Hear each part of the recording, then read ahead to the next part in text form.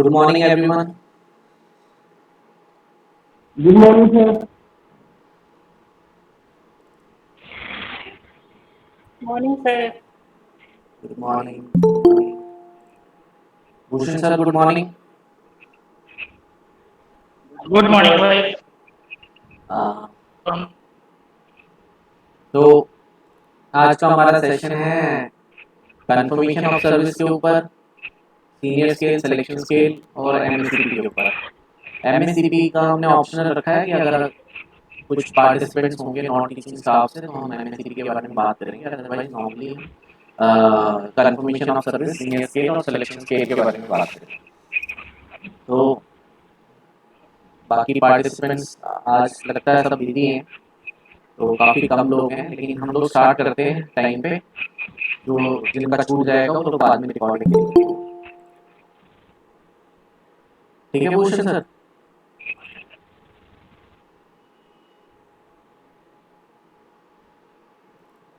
तो I hope सबको मेरी आवाज़ आ रही है। Yes, sir. Yes, sir. Okay okay. Yes, sir. तो let's Yes, sir. Audible. Okay sir. तो let's start with the topic. आज का हमारा जो टॉपिक है, सबसे पहला टॉपिक है confirmation of service. Confirmation of service क्या होती है और क्यों जरूरी होता है कंफर्मेशन। आप सभी को पता है, जब भी हम कोई न्यू जॉब ज्वाइन करते हैं, बी गवर्नमेंट और प्राइवेट, सभी जॉब्स में हमें सबसे पहले प्रोबेशन करना रहता है। प्रोबेशन का मतलब होता है कि आपकी सर्विसेज को इवैल्यूएट किया जाएगा कि आप उस सर्विस को आगे कंटिन्यू करने के लिए ठीक हैं या नहीं। तो नॉर्मली ये प्रोबेशन पीरियड जो है हमारे डिपार्टमेंट में और बाकी अदर सेंट्रल गवर्नमेंट डिपार्टमेंट्स में 2 साल का होता है। तो टू ईयर्स का प्रोबेशन पीरियड होता है और 2 ईयर्स की सर्विस सक्सेसफुली कंप्लीट करने के बाद हमारा कंफर्मेशन होता है। तो सबसे आई होप हिंदी इंग्लिश में बोलने में कोई प्रॉब्लम नहीं है ना, सब लोगों को हिंदी आती है। कोई हाँ सर, कोई प्रॉब्लम नहीं। हाँ ठीक है। तो सबसे पहले हम बात करेंगे डिपार्टमेंटल प्रमोशन कमेटी की कि डिपार्टमेंटल प्रमोशन कमेटी क्या होता है। तो जब हमारी 2 साल की सर्विस पूरी हो जाती है, उसके बाद रीजनल ऑफिस से हमसे एक प्रपोजल मांगता है। प्रपोजल में रीजनल ऑफिस हम सभी स्कूल से, सभी डिपार्टमेंट से पूछता है कि भाई आपके यहाँ कौन कौन से ऐसे एम्प्लॉयज हैं जिनके प्रोबेशन पीरियड कंप्लीट हो गए हैं और जिनका अब कंफर्मेशन ऑफ सर्विस ड्यू है। तो जब वो प्रपोजल रीजनल ऑफिस में पहुंच जाते हैं तो वहाँ पे सबसे पहले डिपार्टमेंटल प्रमोशन कमेटी बनाई जाती है। डिपार्टमेंटल प्रमोशन कमेटी में जो चेयरमैन होते हैं वो हमारे रीजनल ऑफिस के डीसी होते हैं, डिप्टी कमिश्नर। उसके अलावा एक उसमें मेंबर होते हैं, एक first class SC ST member होते हैं डिपार्टमेंटल प्रमोशन कमेटी में। उसके अलावा senior most principle of the station. तो अगर किसी स्टेशन पे 3-4 स्कूल हैं, उन 3-4 स्कूलों में जो सीनियर मोस्ट प्रिंसिपल होंगे वो एक मेंबर होंगे। तो ये 4-5 लोगों को मिला के एक कमेटी बनाई जाती है जिसको हम कहते हैं डिपार्टमेंटल प्रमोशन कमेटी। अब ये कमेटी क्या करती है, स्कूल से जितने भी प्रपोजल आते हैं कंफर्मेशन ऑफ सर्विस के या सीनियर स्केल के या सिलेक्शन स्केल के, उन सभी प्रपोजल को एक एक करके रिव्यू करती है। और रिव्यू करने के बाद वो डिसाइड करते हैं कि हाँ ये एम्प्लॉई कंफर्मेशन ऑफ सर्विस के लिए या सीनियर स्केल के लिए या सिलेक्शन स्केल के लिए एलिजिबल है कि नहीं। तीनों चीज़ों के लिए डिपार्टमेंटल प्रमोशन कमेटी बनती है। और सेम कमेटी बनती है एमएससीपी के लिए, जो कि नॉन टीचिंग स्टाफ के लिए होता है। तो उनको हम उसको कहते हैं डिपार्टमेंटल स्क्रीनिंग कमेटी। दोनों में थोड़ा थोड़ा डिफरेंस है, वैसे ऑलमोस्ट सिमिलर है बट थोड़ा थोड़ा डिफरेंस है दोनों में। जो डिपार्टमेंटल स्क्रीनिंग कमेटी होती है जो नॉन टीचिंग स्टाफ के लिए बनती है, उसमें एक एडमिनिस्ट्रेटिव ऑफिसर एक्स्ट्रा मेंबर होता है जो कि नॉन टीचिंग स्टाफ को रिप्रेजेंट करता है। ठीक है। उसके बाद अब हम बात करते हैं कि कंफर्मेशन ऑफ सर्विस में प्रोबेशन पीरियड क्या होता है। प्रोबेशन पीरियड जैसे कि मैंने पहले ही बताया कि हर एक एम्प्लॉय को उसकी कैपेबिलिटीज, उसके काम करने के तरीके को और उसके परफॉर्मेंस को जज करने के लिए और ये डिसाइड करने के लिए कि एम्प्लॉय को कंफर्म करना है कि नहीं करना है, ये प्रोबेशन पीरियड रखा जाता है जो कि हमारे डिपार्टमेंट में 2 साल का है। अब 2 साल का जो प्रोबेशन पीरियड होता है उसमें कई लेवल्स में हमें जज किया जाता है। तो ड्यूरिंग प्रोबेशन पीरियड अगर कभी भी किसी रिपोर्टिंग ऑफिसर को ये लगता है कि ये एम्प्लॉय जो है ये सूटेबल नहीं है जॉब के लिए, तो वो उसे 30 डेज का नोटिस दे के और बोल सकता है कि भैया आप एलिजिबल नहीं हो, आप सूटेबल नहीं हो, आपके बस की नहीं है, आपसे राम राम। तो इस तरह से ये प्रोबेशन पीरियड में ये जो रिपोर्टिंग ऑफिसर होता है उनको पावर दी गई है, वो रिकमेंड कर सकते हैं डिप्टी कमिश्नर को। तो डिप्टी कमिश्नर क्योंकि अपॉइंटिंग अथॉरिटी है, तो फिर वो डिसीजन लेते हैं कि इनका अपॉइंटिंग, इनका जो प्रोबेशन पीरियड है ये एक्सटेंड कर दिया जाए या इनको डिसमिस कर दिया जाए। तो ये प्रोबेशन पीरियड होता है हमारा। उसके बाद हमें कई लेवल्स पे जज किया जाता है प्रोबेशन पीरियड के दौरान। वो लेवल्स कौन कौन से होते हैं? सबसे पहले तो हमारा हमें 11 मंथ्स रिपोर्ट बनती है हमारी, उसके बेसिस पे जज किया जाता है। कॉन्फिडेंशियल रिपोर्ट होती है। सभी स्कूल जो हैं अपने एम्प्लॉयज़ के लिए, जो प्रिंसिपल्स हैं वो अपने एम्प्लॉयज़ के लिए कॉन्फिडेंशियल रिपोर्ट बनाते हैं 11 मंथ्स की और 22 मंथ्स की। दोनों सिमिलर ही हैं, लेकिन 11 मंथ वाली रिपोर्ट में 11 मंथ्स का जजमेंट होता है और 22 मंथ्स में पूरे 22 मंथ्स का होता है।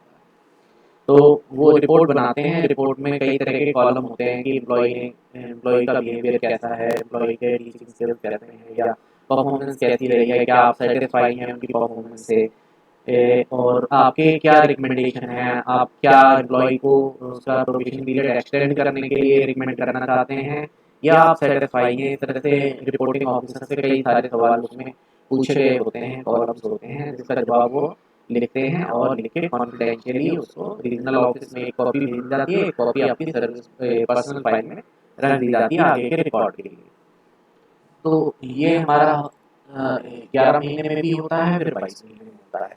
फिर जैसे हम एपीआर लिखते हैं ना, एपीआर में जैसे जो हमारे रिपोर्टिंग ऑफिसर है वो हमें ग्रेड देते हैं, उसी तरह से इसमें भी उन्हें आपका परफॉर्मेंस का को इवैल्यूएट करके लिखना होता है कि आप सेटिस्फैक्टरी है परफॉर्मेंस, या गुड है, या वेरी गुड है, या आउटस्टैंडिंग।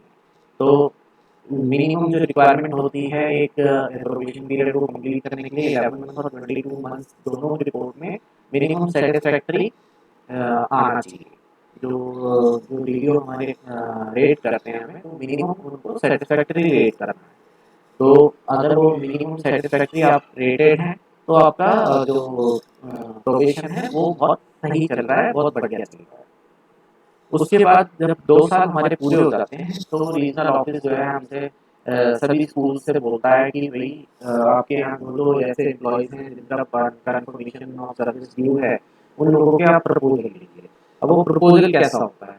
प्रपोजल के बारे में बात करते हैं कि प्रपोजल में क्या क्या एनक्लोजर्स होते हैं और किस तरह से बनाया जाता है। तो प्रपोजल के साथ वो रीजनल ऑफिस जब प्रपोजल मांगता है तो एक परफॉर्मा भेजता है। उस परफॉर्मे में एम्प्लॉय की सारी पर्सनल डिटेल लिखी जाती है। उसके बाद उसमें एक चेकलिस्ट होती है। चेकलिस्ट के अकॉर्डिंगली आपको जो एनक्लोजर्स लगाने होते हैं। तो एनक्लोजर्स किस तरह के होते हैं? पहला आपका सबसे पहली चीज़ आती है, उसमें 11 मंथ रिपोर्ट की कॉपी होगी, 22 मंथ रिपोर्ट की कॉपी होगी। दूसरा आपका मेडिकल रिपोर्ट, जो आपका आपने सबमिट किया था स्कूल में, वो मेडिकल रिपोर्ट की कॉपी लगती है उसमें। फिर जिसमें सीएमओ के काउंटर साइन होने चाहिए। कई बार क्या होता है, जो मैंने खुद देखा है जब मैं रीजनल ऑफिस में था, कि मेडिकल हो गया, सब कुछ हो गया, मेडिकल ऑफिसर ने साइन कर दिए, एम्प्लॉय आया ज्वाइन करने के लिए, प्रिंसिपल ने भी ध्यान नहीं दिया, ज्वाइन करवा दिया।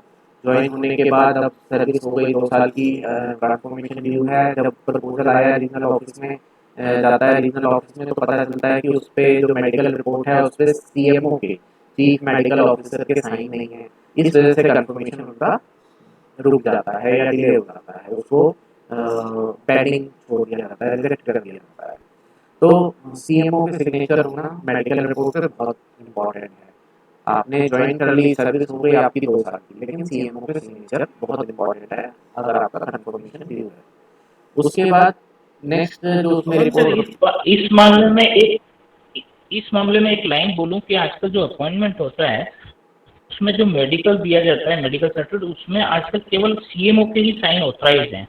अगर आप किसी और डॉक्टर के, जैसे मान लो कोई जूनियर डॉक्टर के कराते हैं, तो भी at the time of joining आपको सीएमओ के साइन ही करा के ले जाने होते हैं। हाँ सर, लेकिन कई बार क्या होता है ना, मेडिकल जो सर्टिफिकेट आपका उसी की कॉपी। जब कई बार क्या हमने देखा है ना रीजनल ऑफिस में, जैसे मैं डीपीसी वगैरह कंडक्ट करवाता था तो मैं क्या देखता था कि ज्वाइनिंग के टाइम पे प्रिंसिपल ने ध्यान नहीं दिया, या जो भी डीडीओ है या रिपोर्टिंग ऑफिसर है उन्होंने थोड़ा केयरलेसली चेक किया और ध्यान नहीं दिया, तो उसमें सीएमओ के सिग्नेचर मिसिंग है।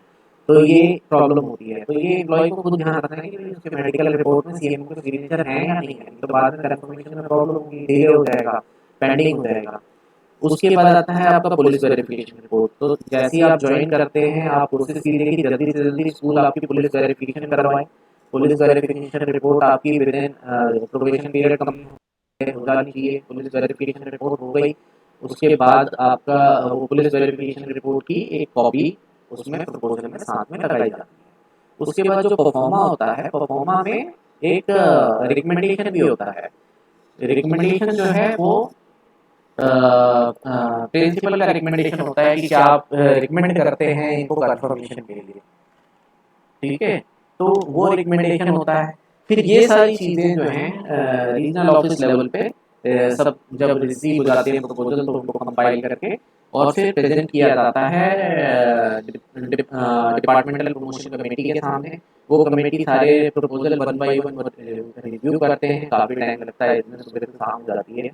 और एक एक प्रपोजल को बहुत केयरफुली रिव्यू किया जाता है। रिव्यू करने के बाद अगर वो सेटिस्फैक्ट्री लगता है सब कुछ, तब उस एम्प्लॉय को कन्फर्मेशन की रिकमेंडेशन दी जाती है। उसके बाद रीजनल ऑफिस जो है कंसोलिडेटेड रिपोर्ट निकालता है कि following employees have been confirmed, their service has been confirmed, या have been appointed in substantive एक एग्जैक्ट वर्ड मेरे को याद नहीं आ रहा है, वो बोलते हैं उसको, टेक्निकल वर्ड है वो कन्फर्मेशन के लिए, वो आपके कन्फर्मेशन ऑर्डर में लिखा होता है, तब आपकी सर्विस कन्फर्म होगा। वैसे अगर आप सेंट्रल गवर्नमेंट रूल्स पढ़ेंगे तो आपको ये भी देखने को मिलेगा कि अगर विद इन प्रोबेशन पीरियड आपको किसी भी रिपोर्टिंग, आपके रिपोर्टिंग ऑफिसर या रिव्यूइंग ऑफिसर में राइटिंग में आपका प्रोबेशन पीरियड एक्सटेंड करने के लिए, या आपको कोई वार्निंग लेटर या मेमो इस तरह की कोई चीज़ें नहीं दी हैं राइटिंग में आपके प्रोबेशन पीरियड को एक्सटेंड करने के संबंध में, या किसी भी चीज़ के या आपको आपकी सर्विस डिसमिस करने के संबंध में इस तरह की कोई भी अगर राइटिंग में आपको कोई भी नोटिस नहीं दिया गया है और आप 2 साल की सर्विस सक्सेसफुली कंप्लीट कर लेते हैं, तो आप central government rules you are deemed to be confirm, कि आपको कंफर्म ही माना जाता है। लेकिन कंफर्मेशन ऑर्डर निकलना एक फॉर्मल प्रोसीजर है जो कि होना बहुत जरूरी है, इसलिए कंफर्मेशन का ऑर्डर निकलना बहुत जरूरी है। तो इसलिए कंफर्मेशन हमारा बहुत इंपॉर्टेंट हो जाता है कि कंफर्मेशन ऑफ सर्विस हो जाने के बाद आप श्योर हो जाते हो कि आपकी सर्विस जो है इस डिपार्टमेंट में कंफर्म हो गई है और अब आगे आपको इससे रिलेटेड कोई प्रॉब्लम नहीं आएगा। और जो रिपोर्टिंग ऑफिसर के पास अथॉरिटी होती है बिना किसी इंक्वायरी के आपका प्रोबेशन पीरियड एक्सटेंड कर देने की, या फिर आपको सर्विस से डिसमिस कर देने की, या आपकी परफॉर्मेंस के बेसिस पे उस सब से आपको छुटकारा मिल जाता है। तो अब आप अगर उन्हें कोई भी परफॉर्मेंस से रिलेटेड या किसी भी चीज़ से रिलेटेड आपके ऊपर कोई भी आपको वार्निंग देनी है या आपको इम्प्रूव करने के लिए कहना है, या आपको कहीं पे ब्लेम किया जाता है कि आप ये गलत कर रहे हो या ये सही कर रहे हो, तो उसके लिए फिर इंक्वायरी वाला प्रोसीजर आ जाता है। सारी इंक्वायरी होगी उसके बाद ही कर सकते हैं। लेकिन जब तक आप प्रोबेशन पीरियड में हैं उनके पास बहुत पावर रहती है, वो जब तक आप प्रोबेशन पीरियड में होते हैं वो आपको सिर्फ एक रीज़न बता के और ऑर्डर निकाल के आपका प्रोबेशन पीरियड एक्सटेंड कर सकते हैं, या फिर आपकी सर्विस आपको डिसमिस कर सकते हैं। तो ये पावर्स जो हैं ये प्रोबेशन पीरियड से जब आप कंफर्म एम्प्लॉय हो जाते हैं, तो वो पावर्स जो है आपके रिस्पेक्ट में आपके लिए जो है लीगली खत्म हो जाती है। उसके बाद अगर आपको सर्विस से निकालना है तो प्रॉपर इंक्वायरी करनी पड़ेगी, प्रॉपर उसका प्रोसीजर फॉलो करना पड़ेगा, उसके बाद ही कोई भी डिसिप्लिनरी एक्शन लिया जाता है। तो कंफर्मेशन ऑफ सर्विस इसलिए बहुत इंपॉर्टेंट हो जाता है। इसीलिए हमें सारे पेपर्स अपने हमें टाइम टाइम पे ध्यान रखना चाहिए कि हमारा मेडिकल सर्टिफिकेट सबसे पहले उसके सीएमओ के सिग्नेचर है कि नहीं है, पुलिस वेरिफिकेशन हमारा टाइम पर हो गया है कि नहीं हो गया है, 11 मंथ रिपोर्ट हमारी स्कूल से सेंड हो गई है कि नहीं हो गई है, 22 मंथ रिपोर्ट हमारी सेंड हो गई है कि नहीं हो गई है। ऑब्वियसली ग्रेड्स वगैरह आपको नहीं पता चलेंगे, बट आप जो है ये ऑफिस से कंफर्म कर पूछ सकते हैं कि हमारा रिपोर्ट चला गया है कि नहीं चला गया है। मतलब आपकी सारी चीज़ें जो सर्विस रिलेटेड हैं वो आपके टाइम पे कंप्लीट हो रहे हैं कि नहीं हो रहे। अब मैं कंफर्मेशन से रिलेटेड अगर किसी का कोई क्वेश्चन है तो पूछ लीजिए, उसके बाद मैं लीनियर स्केल पे बात करता हूँ।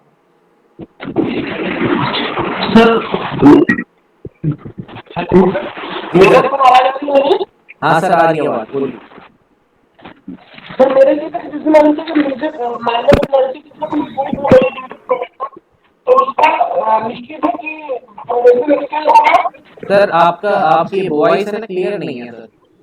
आवाज़ तो आ रही है पर वॉइस क्लियर नहीं है आपकी। आप एक काम कीजिए, आप अपना क्वेश्चन टाइप कर दीजिए, मैं जवाब देता हूँ। अच्छा सर। हाँ। हाँ हेलो सर। हाँ सर, बोलिए। आवाज आ रही मेरी? हाँ, आपकी आवाज़ क्लियर है सर, बोलिए। सर मेरा क्वेश्चन प्रोविजन से रिलेटेड है, कंफर्मेशन से रिलेटेड। हाँ। ये जैसे मेरा 2018 में जनवरी में मैंने ज्वाइन किया था, तो 11th मंथ की रिपोर्ट मेरी अच्छी गई थी और बाकी कुछ भी इसके रिकॉर्डिंग कुछ नहीं मिला था। लेकिन जो 22 मंथ की रिपोर्ट मेरी गई मेरे अथॉरिटी द्वारा, तो उसमें से वहां से डीसी ऑफिस से आया कि आपका असंतोषजनक पाए जाने के कारण एक साल के लिए आपकी प्रोविजन एक्सटेंड किया जाता है। ठीक है।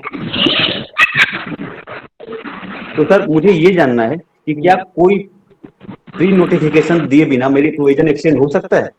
नहीं सर, अगर वो आपके लिए नोटिफिकेशन नहीं है कि आपका प्रोविजन जो है एक्सटेंड कर दिया गया है, जी। कौन वो आपके लिए नोटिफिकेशन नहीं है।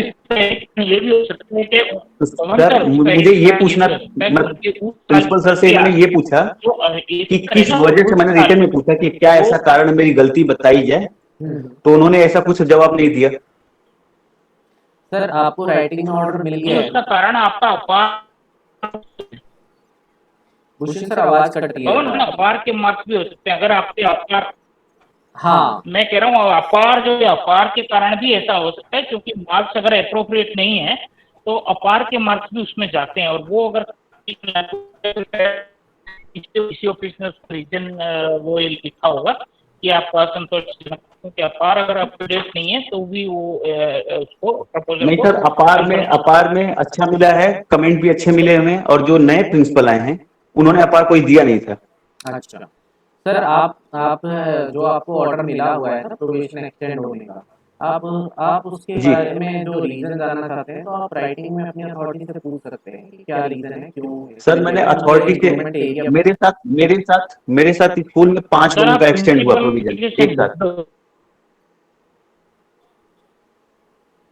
सर आप लगता है वो ओरिजिनल ऑफिस से भी टेक्निकली जैसे कोई पेपर हो सकता है इन्होंने भेजा हो वो नहीं मिला हो कई बार क्या से इस भूषण सर, मेडिकल आवाज कट रही है सर आपकी। सर ने बताया पुलिस वेरिफिकेशन एक मिनट आपकी आवाज कट रही है सर, आवाज ही नहीं आ रही।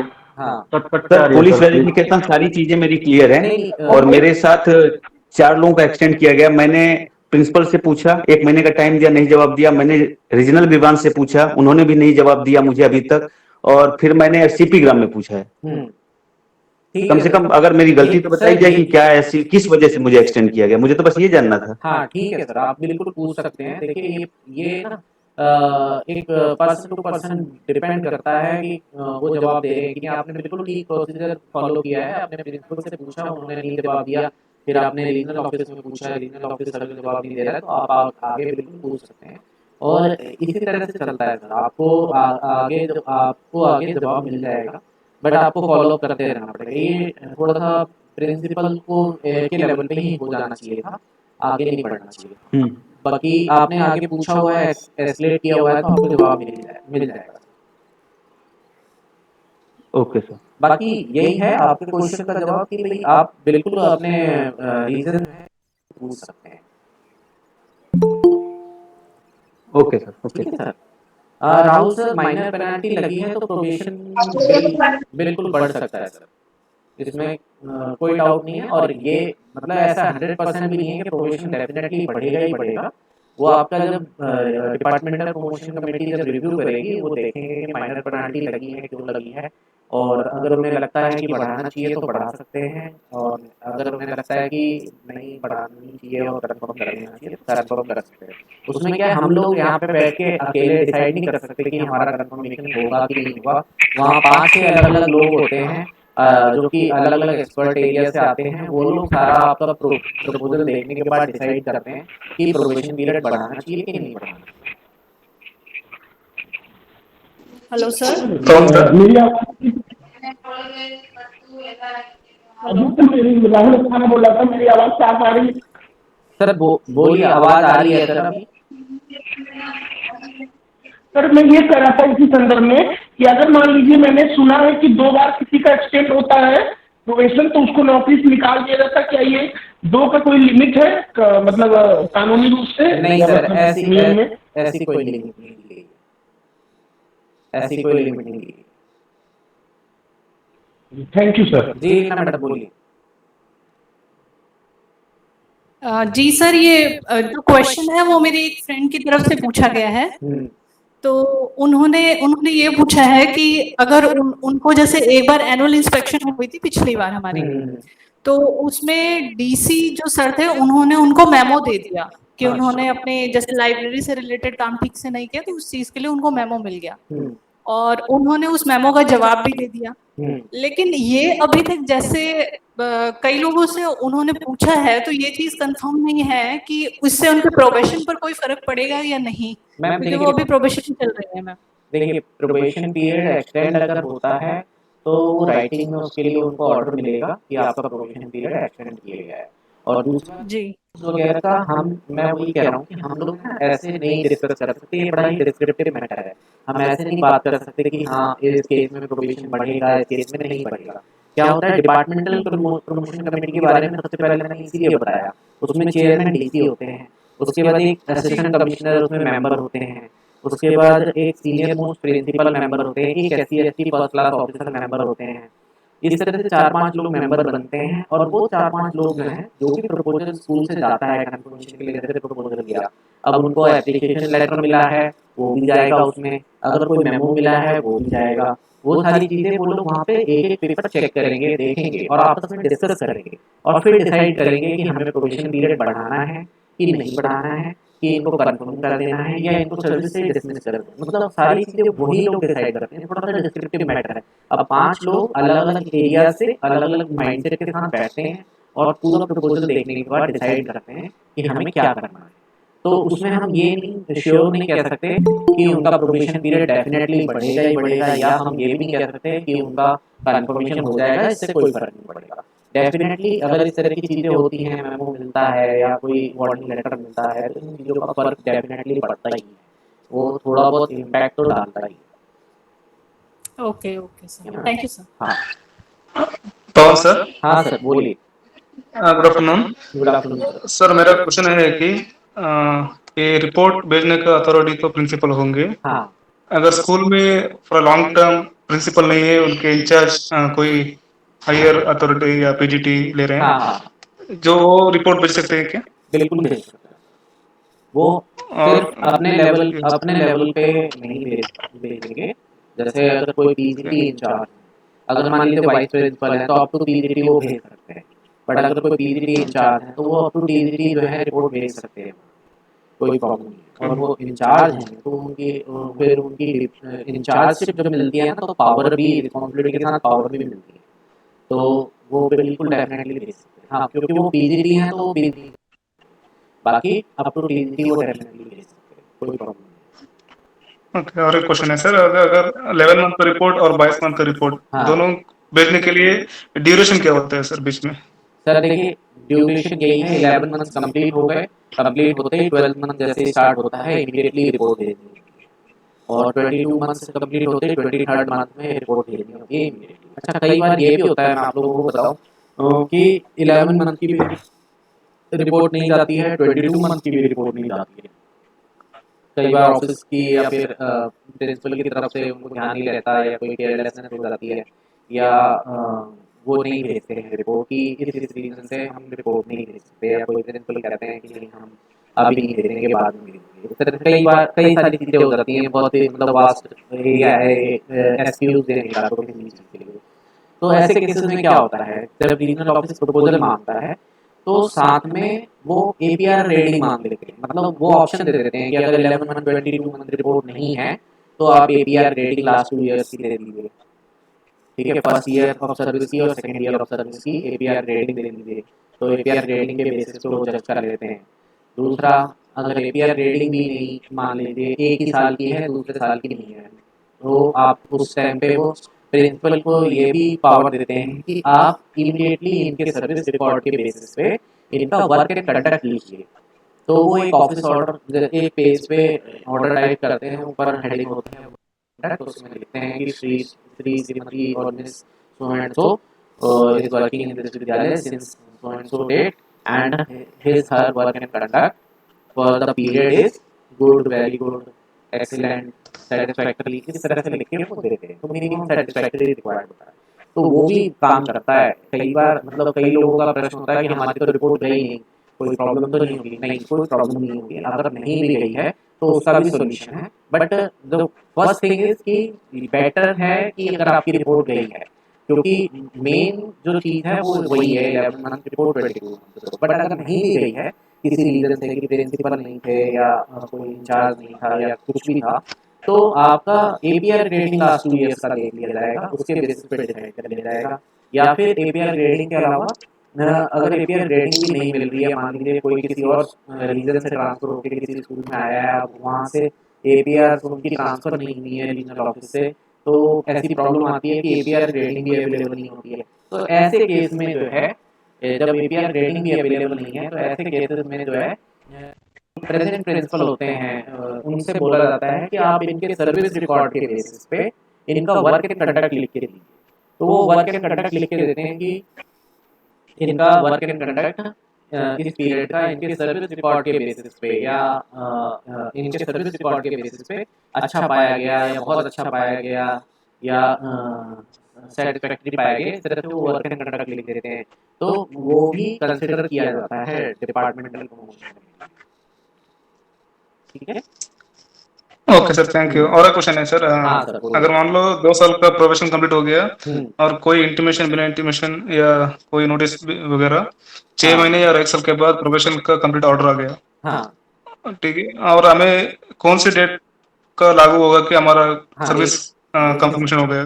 देखिए सर, इसमें जिस दिन आपने ज्वाइन किया है, मान लीजिए आपने 21 अक्टूबर 2018 को ज्वाइन किया है, तो आपकी जो आपका जो सर्विस कन्फर्मेशन है वो हो जाएगा मतलब 21 अक्टूबर 2020 से आप कन्फर्म एम्प्लॉय मान जाएंगे। आपका प्रोबेशन कंप्लीट हो जाएगा 20 अक्टूबर 2020 को और आप कन्फर्म एम्प्लॉय मान जाएंगे 21 अक्टूबर 2020।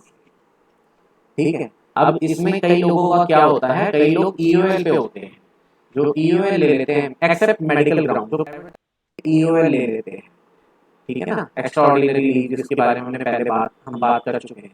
तो जितने दिन की ईओएल रहती है, चाहे आप ब्रेक करके लिया है आपने 1 दिन 2 दिन 5 दिन 10 दिन ऐसे करके लिया है, तो वो डेज काउंट कर लिए जाते हैं। मान लीजिए 50 डेज की आपकी टोटल 2 साल में ईओएल है, तो आपका कंफर्मेशन जो है 50 डेज लेट से होगा, यानी कि 21 अक्टूबर प्लस 50 डेज उसके बाद आपका कंफर्मेशन। ओके, दो प्रोफेशनल लेटर में लिखा होगा कि सर्विस कंफर्मेशन लेटर में लिखा होगा कि उसमें डेट जिस मेंशन डेट से हाँ मेंशन होगा। उसमें लिखा होगा, उसमें ये रीजन भी मेंशन होगा कि आपके इतने दिनों की ईओएल है, इस वजह से आपका जो है एक्सटेंड किया गया है। Okay sir, thank you very much. ठीक है सर। पवन सर, एक मेरा क्वेश्चन है। हाँ सर। जैसे सर अभी एक सर ने बोला कि उनको बिना कोई नोटिस दिए या उनको जब मतलब बाद में मिलता है कि एक्सटेंड कर दिया गया उनका प्रोबेशन पीरियड, हाँ मतलब बीच में उनको कोई नोटिस नहीं दिया गया। हाँ जैसे मान लो हम जॉब कर रहे हैं और 2 साल हमें हो भी गए हैं और हमारी जो ग्रेडिंग हुई है या जो इंस्पेक्शन हुआ उसमें हमको गुड या मतलब सेटिस्फैक्ट्री ये सब मिला है ग्रेड, और बीच में हमें कुछ पता नहीं चलता, कुछ भी नहीं मिलता, या पर्सनल कोई रीजन से प्रिंसिपल अगर ऐसा करता है कि वो आपको एक्सटेंड कर देता, तो ऐसी क्या अथॉरिटी सर उनके पास है? सर देखिए, प्रिंसिपल जो है वो रिकमेंड करते हैं पहली चीज तो कि रिकमेंड करके रीजनल ऑफिस भेजते हैं कि इनका मैं रिकमेंड करता हूँ इनका प्रोबेशन पीरियड एक्सटेंड किया जाए। तो जब प्रिंसिपल की रिकमेंडेशन आती है तो उसको एक्सटेंड करते हैं। दूसरी चीज ये सर, है इसमें जैसे कि आपने मान लीजिए, मैं समझ गया आपका सवाल, मान लीजिए आपके 2 साल कंप्लीट हो गए और 2 साल कंप्लीट होने से पहले आपको कुछ भी राइटिंग में नहीं दिया गया है कि आपका प्रोबेशन पीरियड एक्सटेंड किया गया है या नहीं किया गया है, तो फिर आपका प्रोबेशन पीरियड एक्सटेंड नहीं मान रहा है आप, क्योंकि मैंने सबसे पहले बताया था सेंट्रल गवर्नमेंट रूल्स के हिसाब से अगर आपके 2 साल कंप्लीट हो गए हैं और आपको राइटिंग में कोई भी नोटिस नहीं दिया गया है तो you are deemed to be confirm. तो मतलब ये है कि 2 साल से पहले अगर आपको कुछ मिलता है हाँ तो फिर आपका एक्सटेंड हो जाएगा। हाँ हाँ, हो सकता है, ठीक है ना। हाँ हाँ, ठीक है sir. Okay, thank you sir. अब हम पवन उस वक्त मेरा हाँ सर, पवन हाँ उस सर, वक्त मेरा नेटवर्क कट गया था। अच्छा मैं उसमें यही बता रहा था कि एक तो जो ACR FR के जो मार्क्स होते हैं, दूसरा जैसे आजकल आपने देखा होगा 10th 12th के टीचर्स का जो बोर्ड का रिजल्ट है, हाँ अगर वो किसी वजह से लो तो भी वो प्रिंसिपल कई बार उसको एज ए पनिशमेंट के तौर पे उसका एक्सटेंड कर देता है कि भाई आपकी तो सर्विसेज ठीक नहीं है इसलिए आपका पीरियड एक्सटेंड है। तो कई बार क्या होता है, जब तक कि RO से उसका लेटर नहीं आता, प्रिंसिपल केवल एक रिकमेंडेड कर सकता है कि भाई इसका कंफर्मेशन जो एक्सटेंड कर दिया जाए। हाँ तो वो बाकायदा जब कंफर्मेशन एक्सटेंड करता है तो उसका लेटर आपको RO से आता है कि भाई ड्यू टू दिस रीजन, मतलब उसमें जैसे मान लो आपका रीजन ये भी हो सकता है कि हाँ वहां से आता है। तो ये कुछ बेसिक कारण ऐसे सर फिर से आवाज चली गई सर, आवाज चली गई। सर मैं सॉरी सर, मैं डिस्टर्ब कर रहा हूँ, एक बार मैं फिर से पूछना चाहूंगा हाँ कि सर अगर आरओ से बस कुछ नहीं बताया जाता है, आरओ से लेटर आता है कि बस एक्सटेंड कर दीजिएगा, आरओ वाले भी अगर नहीं बताते हैं कि किस कारण से एक्सटेंड किया गया है, बस प्रिंसिपल ने लेटर भेजा उन्होंने एक्सटेंड कर दिया, सर तो वो क्या लेटर कोई कारण नहीं बताया जाएगा नहीं कि नहीं इस वजह से? वो लेटर बताया जाता है, वो लेटर में लिखा होता है कि किस वजह से नहीं सर, ये मुझे सर, नहीं नहीं इनका सर, जो इनका मुझे लेटर मिला है सर उसमें ऐसा कुछ भी नहीं लिखा हुआ है, उसमें लिखा है हाँ, बस आपका एक्सटेंड कर दिया जाता है। सर हम जो बात कर रहे हैं ना, जनरल बात कर रहे हैं, जनरली नॉर्मली ये लिखा होता है और अगर नहीं लिखा हुआ है तो आप डेफिनेटली अपनी अथॉरिटी से राइटिंग में मांग सकते हैं, इसके लिए फॉलो अप कीजिए, आपको मिलेगा, आपको उनको देना पड़ेगा, ठीक है सर। आप उसके लिए फॉलो अप करते रहिए, ओके सर। उनको देना पड़ेगा, मतलब एज पर रूल्स उनको बताना पड़ेगा कि आपको क्यों एक्सटेंड किया गया है, रीजन क्या है, ठीक है। तो आप फॉलो अप कीजिए, आपको मिल जाएगा, ओके ठीक है। मेरे ठीक है। ख्याल हाँ, और हम लोगों ने अभी कंफर्मेशन का टॉपिक कवर कर लिया है। अब हम नेक्स्ट बात करते हैं सीनियर स्केल की। अगर किसी का कोई क्वेश्चन है कंफर्मेशन से रिलेटेड तो आप चैट बॉक्स में डाल दीजिए, मैं लास्ट में फिर से एक बार ले लूँगा, ठीक है। तो नेक्स्ट हम बात करते हैं सीनियर स्केल। तो सीनियर स्केल क्या होता है? सीनियर स्केल हम जिस स्केल पे रिक्रूट हुए हैं उसका उसका नेक्स्ट स्केल मिलता है हमें कितने साल की सर्विस के बाद? 12 साल की सर्विस के बाद। क्यों दिया जाता है? अगर मान लीजिए आपको आपकी रिक्रूटमेंट के 12 साल के अंदर आपका कोई प्रमोशन नहीं हुआ, आपको आपको कोई प्रमोशन नहीं मिला है, तो उसके बदले में डिपार्टमेंट ये कहता है कि चलो ठीक है 12 साल में हम आपको कोई प्रमोशन नहीं दे पाए, लेकिन हम आपको क्या है सीनियर स्केल दे देते हैं। तो सीनियर सर स्केल, किसी का माइक ऑन है, प्लीज ऑफ कीजिए सर। तो हम आपको सीनियर स्केल दे देते हैं। तो सीनियर स्केल हमें इसलिए मिलता है कि आपका 12 साल में कोई प्रमोशन नहीं हुआ, डिपार्टमेंट ने आपको कोई प्रमोशन नहीं दिया किसी भी रीजन से, तो हम आपको सीनियर स्केल देते हैं। पर सीनियर स्केल के लिए भी एलिजिबल होना जरूरी है। एलिजिबिलिटी क्या है सीनियर स्केल की? सबसे पहले आपके 12 साल की सर्विस कंप्लीट होनी चाहिए। उसमें भी सेम EOL वाला रूल लागू होता है कि अगर आपने ली है या आपका सर्विस पीरियड कोई डाइज ना हुआ है तो जितने डेज का है वो डेज आगे ऐड हो जाएंगे, ठीक है। उसके बाद 12 साल की सर्विस आपकी कंटिन्यूअस सर्विस 12 साल की कंप्लीट होनी चाहिए, सबसे पहली चीज। उसके बाद 12 साल की सर्विस जिस दिन आपकी कंप्लीट हो रही है उसके प्रीसीडिंग 6 ईयर्स में, मान लीजिए मेरी 2020 में 12 साल की सर्विस कंप्लीट हो रही है, 2020 अक्टूबर में मेरी 12 साल की सर्विस कंप्लीट हो रही है, तो प्रीसीडिंग 6 ईयर्स यानी कि अक्टूबर 2014 के बाद अक्टूबर 2020 से पहले मैंने एक इन सर्विस कोर्स किया होना चाहिए, ये इसकी रिक्वायरमेंट है। एक इन सर्विस कोर्स मेरा कंप्लीट होना चाहिए, तब मैं एलिजिबल होता हूँ सीनियर स्केल के लिए। अब आगे अगली चीज क्या चेक की जाती है? अगली चीज चेक की जाती है आपकी APR ग्रेडिंग। बहुत इंपॉर्टेंट है, आपकी 5 साल की APR ग्रेडिंग देखी जाएगी, लास्ट 5 ईयर्स। तो आप अगर मैं 2020 में सीनियर स्केल के लिए एलिजिबल हुआ हूँ, तो लास्ट 5 साल की यानी कि 2016, 17, 18, 19, 20 दो 5 साल की मेरी APR ग्रेडिंग चेक की जाएगी। पूरा original APR departmental promotion committee के सामने रखा जाता है। वो चाहे तो किसी का भी APR, कोई भी APR उठा के चेक कर सकते हैं कि इसमें कोई नेगेटिव कमेंट तो नहीं है। लेकिन उसका जो बेसिक क्राइटेरिया है, जो मेन चीज उसमें चेक की जाती है, वो चेक की जाती है आपकी ग्रेडिंग। और जो अभी 7 CPC के हिसाब से, प्रेजेंट रूल के हिसाब से आपकी ग्रेडिंग क्या होनी चाहिए सीनियर स्केल के लिए? तो very good in 3 years out of 5। तो लास्ट 5 ईयर्स में से कम 3 साल में आपको वेरी गुड या आउटस्टैंडिंग मिला होना चाहिए। अगर आपके मान लीजिए 2 साल में आउटस्टैंडिंग है, 1 साल में वेरी गुड है, तो भी आप एलिजिबल हैं। 3 साल में वेरी गुड है, तो भी आप एलिजिबल हैं। तीनों साल में आउटस्टैंडिंग है, तो भी आप एलिजिबल हैं। और मान लीजिए अगर आप 3 साल में गुड हैं और 2 साल में वेरी गुड है, तो आप एलिजिबल नहीं रहेंगे। फिर आपको सीनियर स्केल डिक्लाइन कर दिया जाएगा, आपको नहीं मिलेगा। फिर वो अगले साल दोबारा चेक किया जाएगा। फिर अगले साल दोबारा चेक किया जाएगा कि लास्ट 5 ईयर्स में आपकी APR ग्रेडिंग का क्या स्टेटस है। जब तक आपके लास्ट 5 ईयर्स में मिनिमम 3 ईयर्स वेरी गुड या आउटस्टैंडिंग नहीं आ जाते हैं, तब तक आपको सीनियर स्केल के लिए एलिजिबल नहीं माना। तो ये चीज़ें सीनियर स्केल का वो भी डिपार्टमेंटल प्रमोशन कमेटी ही डिसाइड करती है। हर साल में 2 बार ये मीटिंग की जाती है, जिसमें कंफर्मेशन के लिए और सीनियर स्केल के लिए प्रपोजल मांगे जाते हैं हर स्कूल से, जो कि स्कूल प्रपोजल बना के भेजता है कि हमारे यहाँ के ये अध्यापक हैं जो कि एलिजिबल हुए हैं कंफर्मेशन के लिए या सीनियर स्केल के लिए। तो इसमें ये चीज़ें चेक की जाती हैं। तो सीनियर स्केल के लिए सबसे पहली चीज़ देखा जाएगा आपकी 12 साल की सर्विस पूरी हो गई है कि नहीं हो गई है। अगर कोई EOL वगैरह है, वो सब मिला के वो एक कट ऑफ डेट देते हैं। जैसे मान लीजिए आज कोई लेटर आता है रीजनल ऑफिस से सीनियर स्केल के लिए, तो ये बोल सकते हैं कि 31 जुलाई तक जिन टीचर्स के 12 साल कंप्लीट हो गए हैं, उनके प्रपोजल आप बना के भेजिए सीनियर स्केल के लिए। तो सीनियर स्केल के लिए प्रपोजल स्कूल भेजता है, तो उसमें जो रीजनल ऑफिस है वो फिर ये चीज़ें दोबारा से वेरीफाई करता है कि आपके 12 साल की सर्विस पूरी हो गई कि नहीं। अगर आपकी कोई EOL वगैरह है, तो वो सब मिला के जो कट ऑफ डेट दी गई है उतनी तारीख तक आप एलिजिबल होते हैं कि नहीं।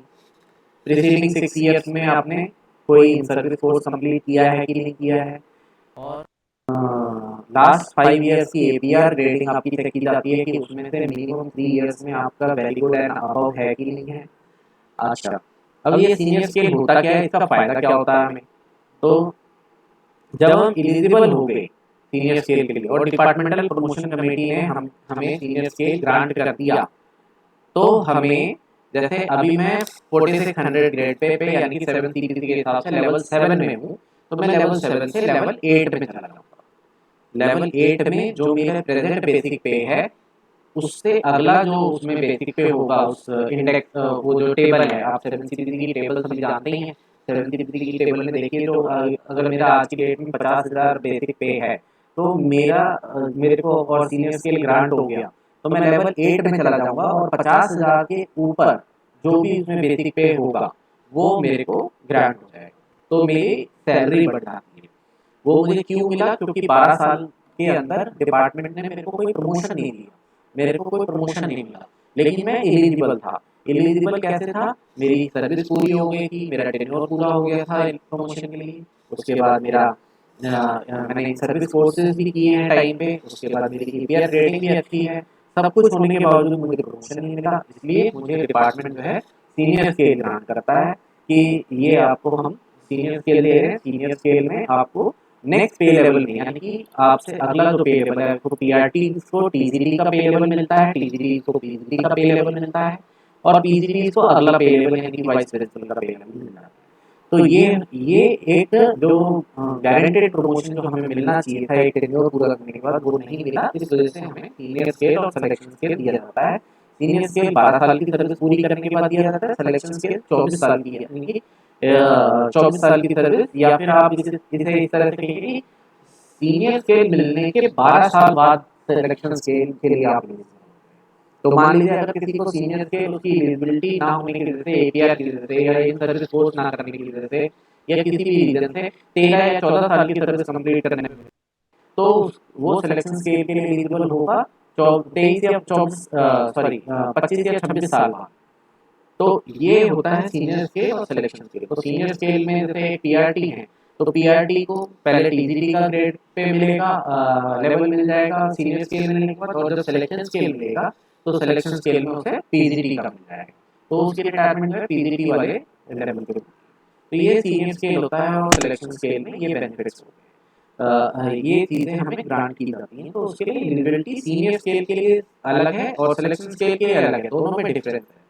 अच्छा, इसमें अब जो टीआरटी हैं, टीजीटी हैं, पीजीटी हैं, उन सभी को तो ये मिलता ही है और उनकी एलिजिबिलिटी चेक करके दिया जाता है।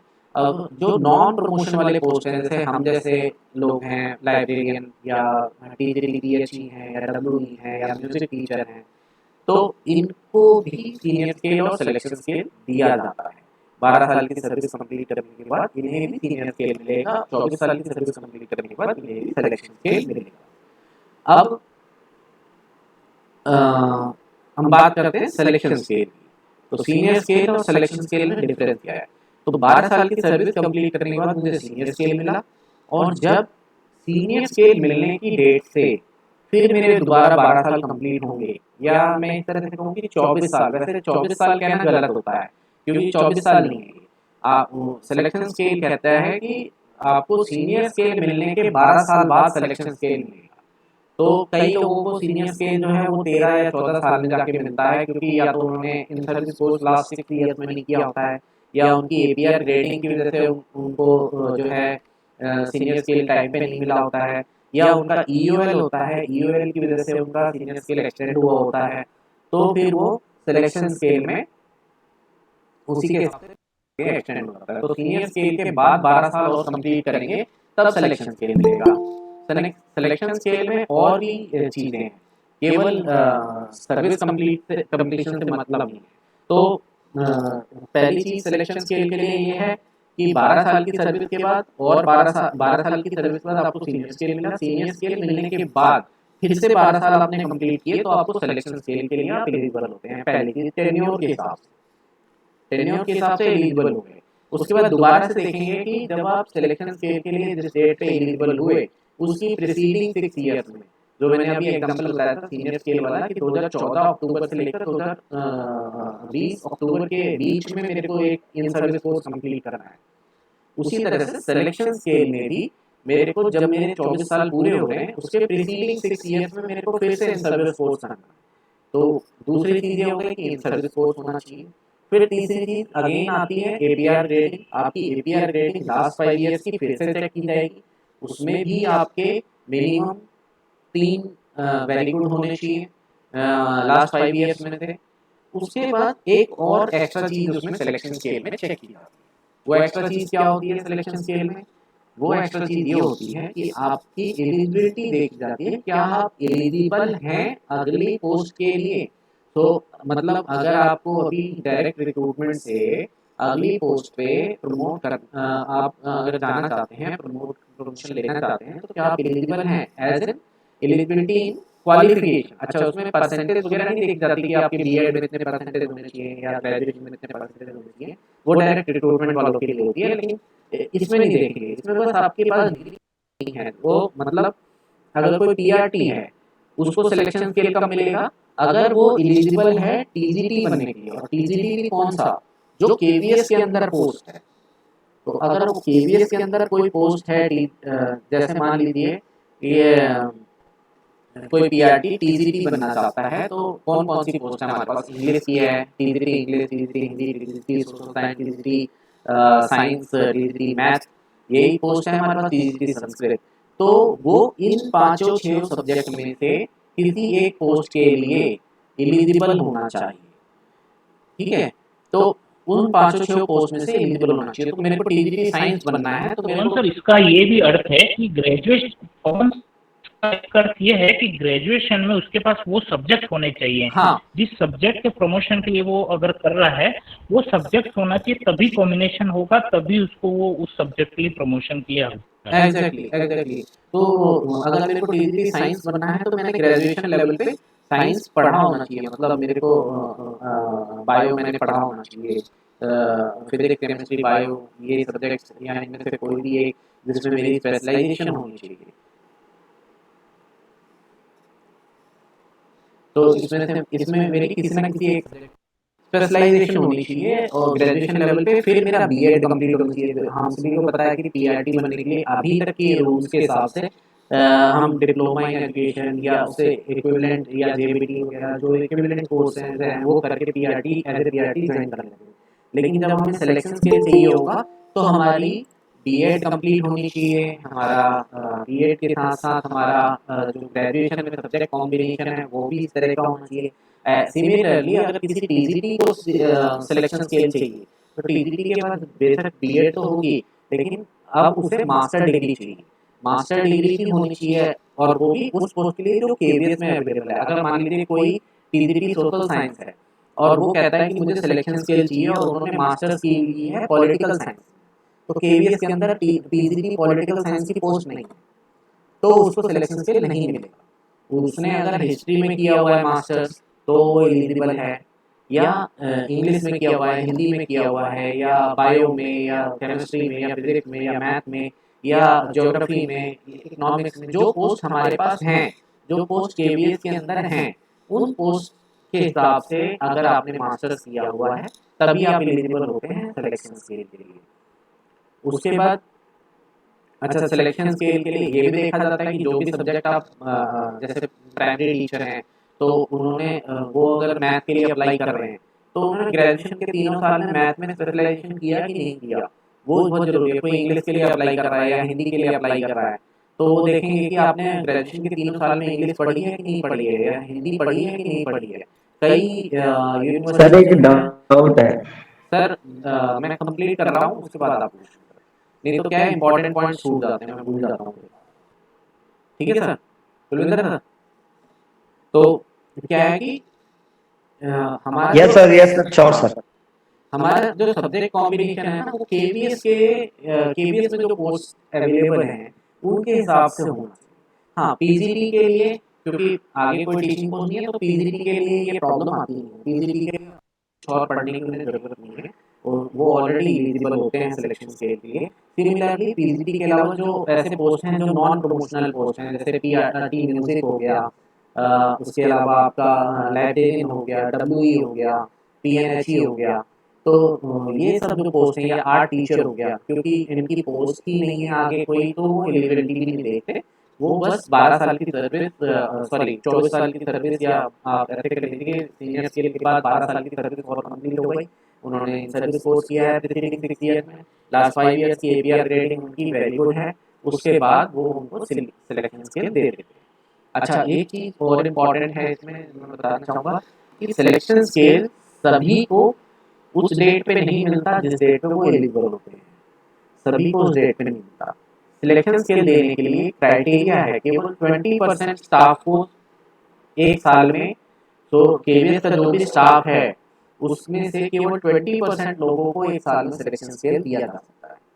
तो कई बार ऐसा हो जाता है कि 21 या 22% हो जाते हैं, तो उस केस में क्या होता है 20% को तो उस डेट से मिल जाता है और बाकी जो लोग बच जाते हैं उनको नेक्स्ट ईयर की 1 जनवरी से दे दिया जाता है।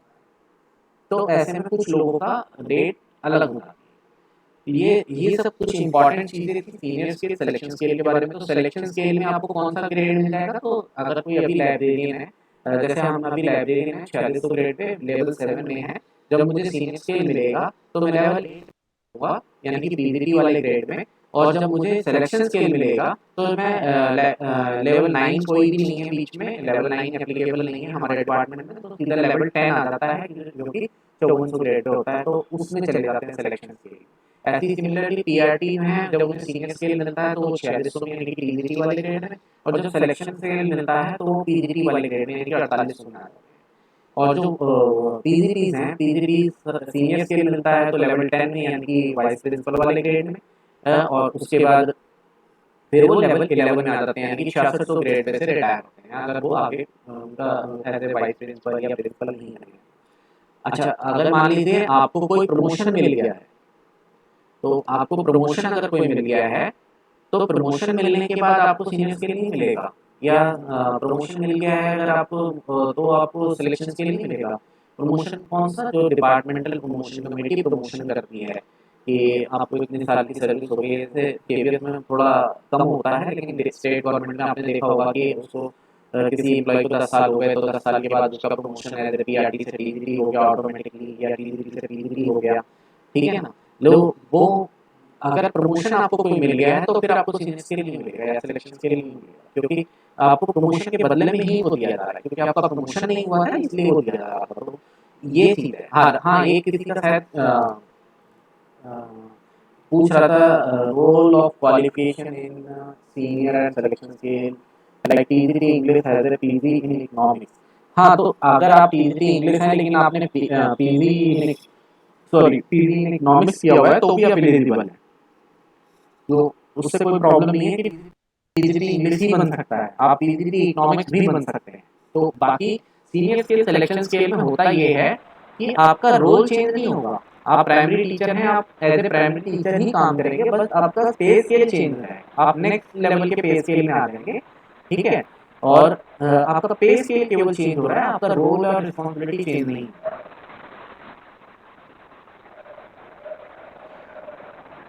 अगर पीआरटी की टीजीटी के लिए क्वालिफिकेशन नहीं है और पीजीटी के लिए है तो आपको सिलेक्शन स्केल नहीं मिलेगा, डिनाई हो जाएगा। हेलो जी सर, जी सर पूछिए। हाँ, मैंने अपनी तरफ से कंप्लीट कर लिया है confirmation senior scale selection scale. अब किसी का भी क्वेश्चन है तो पूछ लीजिए। हाँ नीलेश सर बोलिए।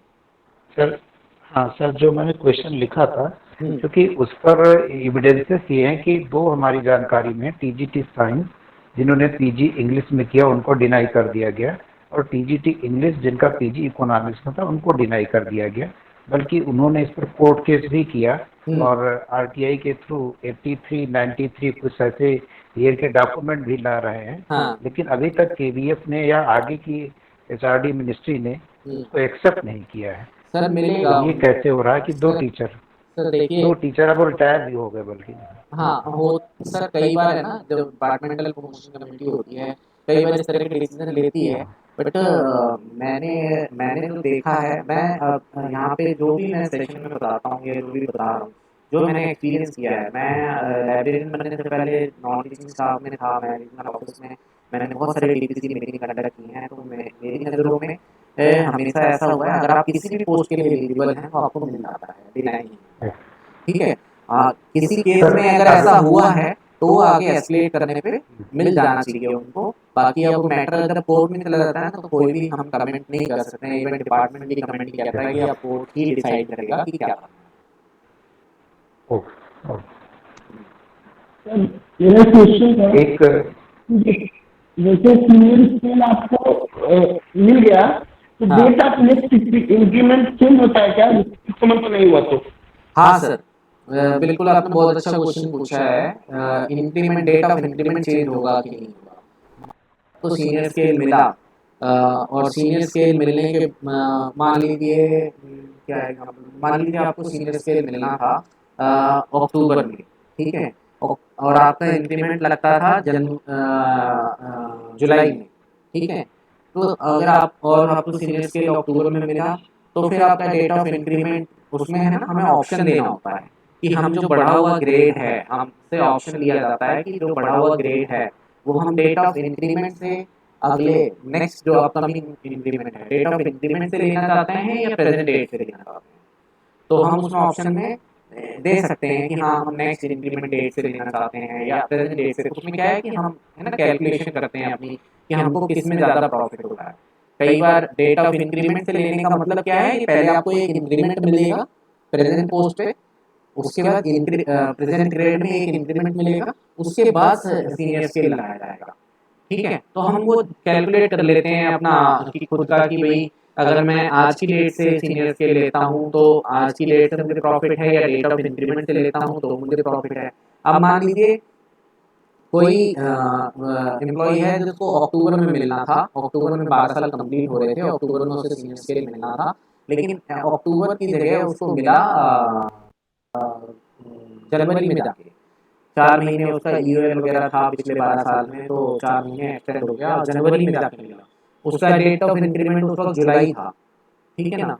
तो अब उनका जो डेट ऑफ इंक्रीमेंट है वो अगर वो ये बोलते हैं कि मेरे को मेरे को जो ये है सॉरी, उनका जो डेट ऑफ इंक्रीमेंट है वो चेंज हो जाएगा सीनियर स्केल के हिसाब से। उनका डेट ऑफ इंक्रीमेंट फिर जनवरी में हो जाएगा, जुलाई के, क्योंकि उनको सीनियर स्केल जो है वो जनवरी में जाके मिला है। तो वो एक रिक्रूटमेंट की तरह आप समझ लीजिए कि डेट ऑफ रिक्रूटमेंट के हिसाब से जैसे हमारा increment date of increment decide होता है, वैसे ही date of grant of senior scale and date of grant of selection scale के हिसाब से भी हमारा डेट ऑफ इंक्रीमेंट डिसाइड। जी सर, थैंक यू सर। इसी से रिलेटेड एक और था कंसर्न कर देते हैं। जैसे मान लीजिए कि किसी को एक स्थिति मिल गई और उसने एलडी के through with in 1 year promotion पा गया, तो उसको कोई फाइनेंशियल बेनिफिट नहीं मिलेगा, जैसे अभी आपने बताया। सर समझ में नहीं आया क्वेश्चन। जैसे सर किसी को एमएससीपी मान लीजिए ग्रांट हो गया इस ईयर में, करेंट ईयर 2020 में ये एसीपी मिल गई, इसको सीनियर स्केल मिल गया। हाँ। और 2022 में 1 साल बाद वो एलडी के थ्रू प्रमोट हो गया। हाँ।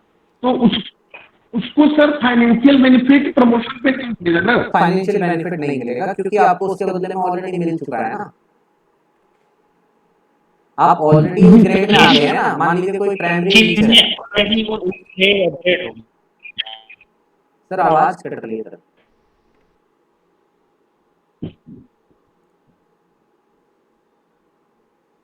हेलो योगेंद्र सर, आप अप्लाई कर सकते हैं, आप टीजीटी इंग्लिश के कोर्स के लिए अप्लाई कर सकते हैं। Okay sir, thank you. LD के थ्रू प्रमोशन हुआ है तो आपको ऑलरेडी ग्रेड मिल चुका होगा। अगर मान लीजिए आपका एलडी के थ्रू प्रमोशन हो जाता है, आप टीजीटी बन जाते हैं, तो आपको ऑलरेडी टीजीटी वाला ग्रेड मिल गया, तो फिर आपको सीनियर स्केल नहीं मिलेगा।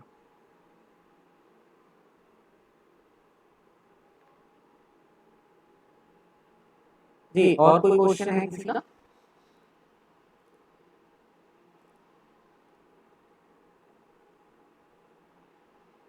Am I audible to everyone?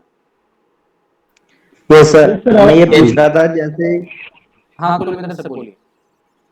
जैसे पर्सन पीआरटी टू टीजीटी में उसको प्रमोशन मिला है ना, सपोज उसने 2018 में ज्वाइन किया और 22 में उसको प्रमोशन ले लिया डिपार्टमेंट में उसने टीजीटी का, तो अभी उसके लिए प्रावधान क्या है कि वो बंदे सीनियर या सिलेक्शन स्केल के लिए अप्लाई नहीं कर पाएंगे, या उनका वहां से 12 साल काउंट होंगे, या उसका कोई प्रोसीजर? एक्चुअली प्रेजेंट पोस्ट से फिर चलेगा। तो अगर वो टीजीटी बन गए ऑलरेडी तो फिर उनका पिछली वाली ज्वाइनिंग डेट से नहीं चलेगा, जिस दिन वो टीजीटी बने उस दिन से चलेगा।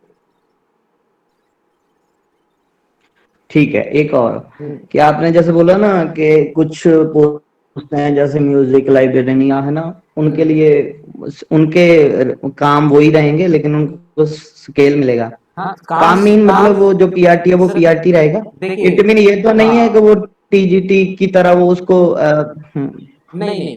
देखिए पोस्ट, रोल, रिस्पॉन्सिबिलिटी ये सब सभी की सेम वही रहेंगी जो है ऑलरेडी, जो एग्जिस्टिंग है वही रहेंगी, उसमें कोई चेंज नहीं होगा। इट इज जस्ट कि आपको स्केल वो वाला मिल जाएगा।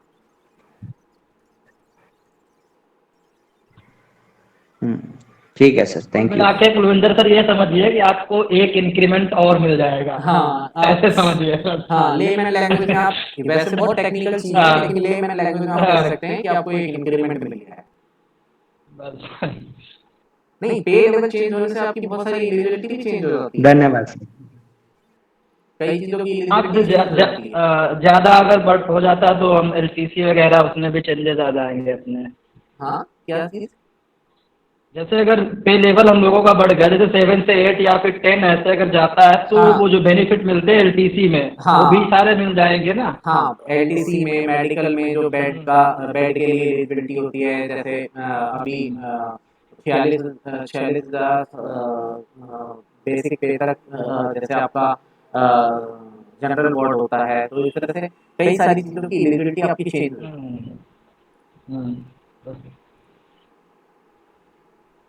Any other. Thank you sir, thank you so much.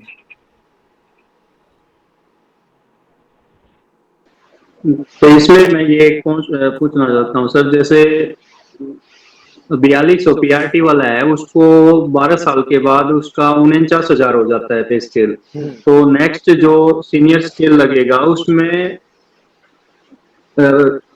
12 साल या 4600 ग्रेड वाला, मतलब 49,000 के बाद 64,100 64,100 वाला लगेगा कि कैसे? मैं समझा नहीं सर इसमें। देखिए सर, आप प्राइमरी टीचर है, प्राइमरी टीचर आपने 12 साल कंप्लीट कर लिए, आपका 12 साल कंप्लीट करने के बाद बेसिक पे 49,000 हो गया, ठीक है। अब आपको सीनियर स्केल मिलता है 12 साल कंप्लीट करने पे, तो सीनियर स्केल जब आपको मिलेगा तो आपका लेवल पहली चीज तो लेवल चेंज हो रहा है, आप लेवल 6 से लेवल 7 में आ जाएंगे। फिर लेवल 7 में देखा जाएगा 49,000 बेसिक पे कहाँ पे है, 49,000 बेसिक पे जहाँ मिलेगा उसका नेक्स्ट जो होगा, मान लीजिए उसमें 52,000 या 52,000 कुछ है नेक्स्ट, ठीक है ना, तो वो आपको मिलेगा। तो 49,000 के बाद तो नेक्स्ट 50,500 ही है सर लेवल 7, ये मैट्रिक्स खोल रखा है मैंने। हाँ, तो 50,500 ही होगा, तो 50,500 मिलेगा। तो वो तो पीआरटी वाले ये 13 इयर्स में ही 50,500 ही है सर। हाँ, तो उस ये समझ लीजिए कि उस साल आपको डबल इंक्रीमेंट मिलता है। ओके ओके सर, ठीक है। एक्चुअली अभी 7 सीपीसी में जो अभी हम बात कर रहे हैं सिर्फ 7 सीपीसी के हिसाब से, 7 सीपीसी में जो प्रोविजन इन्होंने किए हैं गवर्नमेंट ने, उसमें सीनियर स्केल और सिलेक्शन स्केल में एक इंक्रीमेंट से ज़्यादा का कोई बेनिफिट रह नहीं गया है। पहले काफ़ी अच्छा बेनिफिट होता था, बहुत अच्छा इंक्रीमेंट मिलता था, लेकिन अब जो है वो खास बेनिफिट रह नहीं गया। Okay sir. श्रुति लाल, आपका जो क्वेश्चन है how many years of service needed for selection grade and senior scale, senior scale के लिए आपके 12 साल कंप्लीट होने चाहिए, 12 साल की सर्विस कंप्लीट होनी चाहिए, और सिलेक्शन स्केल के लिए 12 years from the date of grant of senior scale. तो आप एक लेमैन लैंग्वेज में कह सकते हैं 24 साल, बट अगर आप टेक्निकली बात करेंगे तो टेक्निकली जो है 12 years for senior scale and 12 years from the date of grant of senior scale selection scale।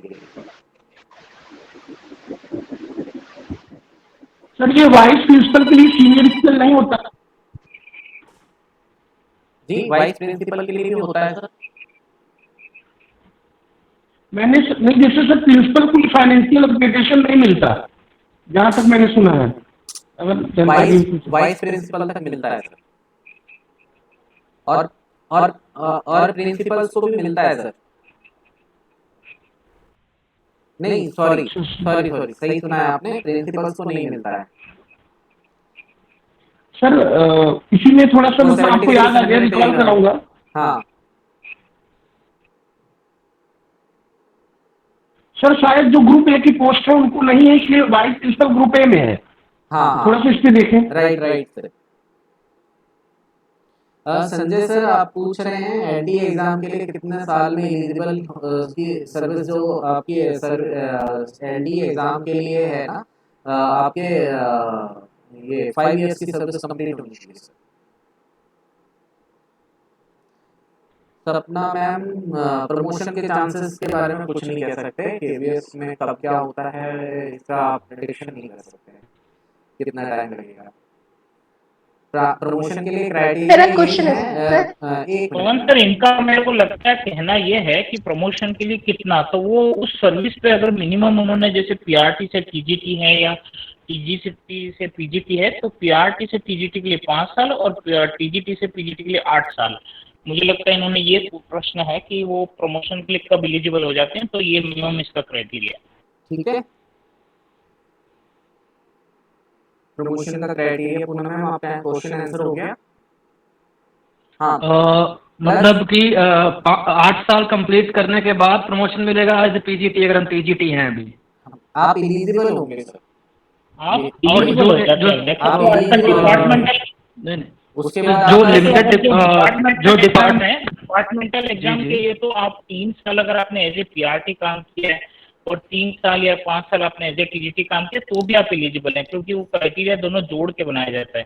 पर अगर सेम पोस्ट पे अगर आप direct appointee as a TGT हुए हैं तो मिनिमम 8 ईयर की सर्विस होनी चाहिए, तो तब आप डायरेक्ट टीजीटी क्लियर। अगर इन केस आपने पीआरटी भी काम किया है, आपने टीजीटी भी काम किया है, तो वो दोनों जोड़ के फिर 3+5 या 5+3 ऐसा हो जाता है। मतलब सर मैं अभी जैसे टीजीटी हूँ, तो पीजीटी अगर हमें एलडीए देना है, जो लिमिटेड डिपार्टमेंट एग्जाम जो होता है, तो वो 8 साल बाद हम उसमें बैठ सकते हैं। नहीं, एलडी अगर अलग आप चीज है सर, प्रमोशन अलग चीज है। देखिए एलडी आप 5 साल के बाद बैठ सकते हैं, प्रमोशन के लिए जो आपको वही मैं पूछ रहा हाँ, हूँ। प्रमोशन के लिए कंसिडरेशन 8 साल बाद होगा। उसके बाद सीनियरिटी लिस्ट देखी जाएगी, उसके बाद आपकी एपीआर भी देखी जाएगी, फिर आपका एलिजिबिलिटी है कि नहीं है वो सब चीजें देखी जाएंगी, तब वो डिसाइड होगा प्रमोशन। एलडी में आप बैठ सकते हैं 5 साल बाद। Okay sir, thank you. Sir मेरा क्वेश्चन है, हाँ मैडम, इस संदर्भ एक एक करके इनके क्वेश्चन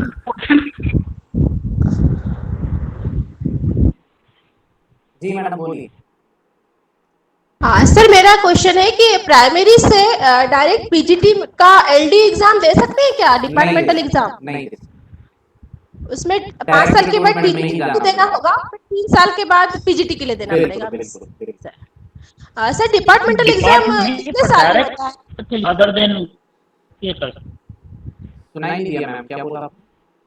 सर डिपार्टमेंटल एग्जाम कितने सालों में होता है, मतलब 2 इयर्स में या एवरी ईयर होता है? मैम एवरी ईयर होना चाहिए, बट इसको कभी कुछ रीजंस होते हैं कि कई साल बाद होता है, जैसे लास्ट टाइम जो पेपर आजकल वैसे शायद 3-4 साल बाद पवन सर, आजकल एज पर रूल हर अल्टरनेट 2 साल बाद है। एज पर नॉर्म्स के अभी आजकल हर अल्टरनेट 2 इयर्स बाद है। ठीक है, ऑल्टरनेट ईयर्स में होना चाहिए पेपर। सर अगर सितंबर में अगर जैसे 5 साल हो रहे हैं और अगस्त में आता है कि आपको फॉर्म भरना है, तो 1 मंथ के लिए भी हम लोग मतलब एक अगर दिन 1 के लिए मंथ भी बच नहीं। जाए नहीं, आप एलिजिबल नहीं माने जाएंगे। जब एक आपको दिन जिस डेट को आपको फिल करना होता है उस डेट पे आपका कंप्लीशन नहीं है, चाहे इवन एक दिन भी कंप्लीट नहीं है, तो भी आप एलिजिबल नहीं माने जाएंगे। जिस दिन आपके पास नोटिफिकेशन आ जाता है उस दिन आपके पास वो डिग्री होनी चाहिए। योगेंद्र सर, एलडी में कोई इंटरव्यू नहीं होता है सर इसमें शायद नोटिफिकेशन इशू डेट मानी जाती है, लास्ट डेट ऑफ फॉर्म जो हमारा सर, होता है, कट ऑफ दिया होता है, कट ऑफ डेट दी होती है डेट ऑफ एलिजिबिलिटी के लिए।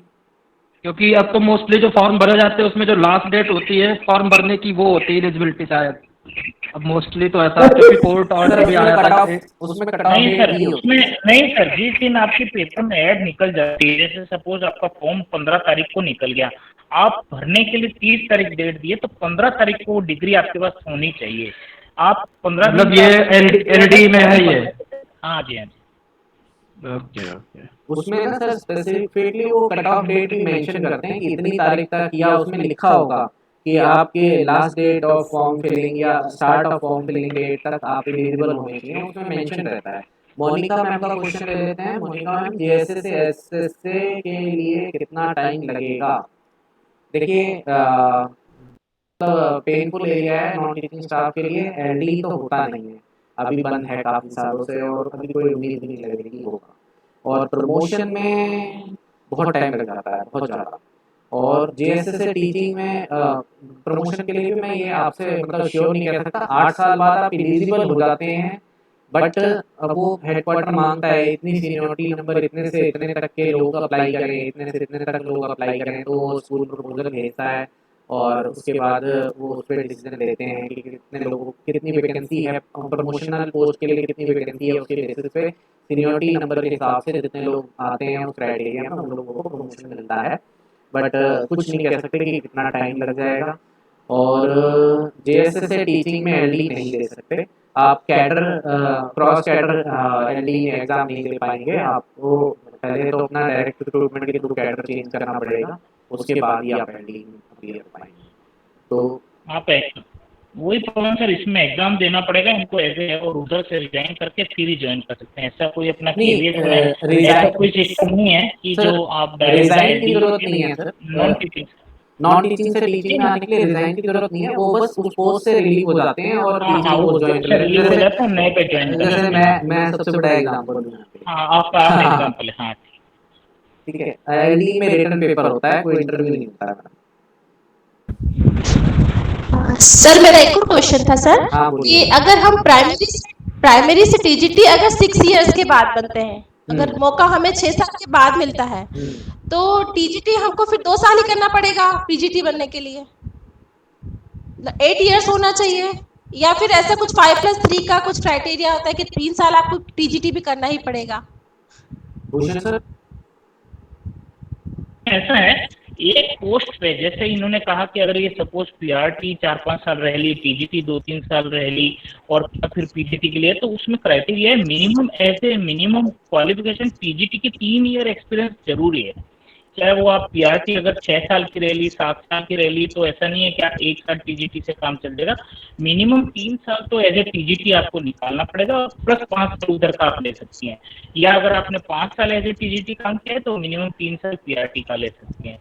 तो इस तरह से कवर अप होता है, पर मिनिमम 3 साल उसके लिए जरूरी है। Thank you sir. मेरे को क्विकली आप लोग बता दीजिए नॉन टीचिंग के कितने लोग हैं अभी ऑनलाइन। अगर ज़्यादा लोग होंगे तो मतलब सफिशिएंट लोग होंगे तो मैं एमएससीपी का टॉपिक लूँगा, नहीं तो हम एमएससीपी नहीं लेंगे, सिर्फ क्वेश्चंस लेके क्लोज करेंगे। पवन वैसे जानकारी के लिए तो आप एक आधा छोटा सा पोस्ट का अपन एमएससीपी का भी कवर कर सकते हैं, अपन ज़्यादा ब्रीफ में नहीं जाते डिटेल में, तो वैसे एक छोटा सा आप ब्रीफ बता सकते हैं कि एज ए सीनियर स्केल में एमएससीपी भी लगती है इस तरह हाँ, से। तो सीनियर स्केल की तरह ही एमएससीपी भी होती है। ठीक है सर, भूषण सर मैं थोड़ा सा ब्रीफ मतलब शॉर्ट में कवर कर देता हूँ। तो एमएससीपी का मतलब होता है मॉडिफाइड अश्योर्ड करियर प्रोग्रेशन। तो ये गारंटीड करियर प्रोग्रेशन होता है, नॉन टीचिंग स्टाफ को मिलता है, उनको नेक्स्ट ग्रेड पे दिया जाता है, और नेक्स्ट ग्रेड पे उनको जैसे अगर कोई एलडीसी है या जेएसए है 1900 ग्रेड पे में, तो वो फर्स्ट एमएससीपी पे 2000 ग्रेड पे में जाएगा, सेकंड पे 2400 पे जाएगा, और थर्ड में 2800 पे जाएगा। तो एमएससीपी क्या है, एमएससीपी 3 बार मिलती है पूरी सर्विस में, और वो 10-10 साल के गैप पे मिलती है। और जो टीचिंग स्टाफ है उनको केवल 2 ही मिलते हैं, एक सीनियर स्केल 12 साल पे और 24 साल पे सिलेक्शन स्केल, और नॉन टीचिंग स्टाफ को 3 बार मिलते हैं, 10 साल पे, 20 साल पे और 30 साल पे।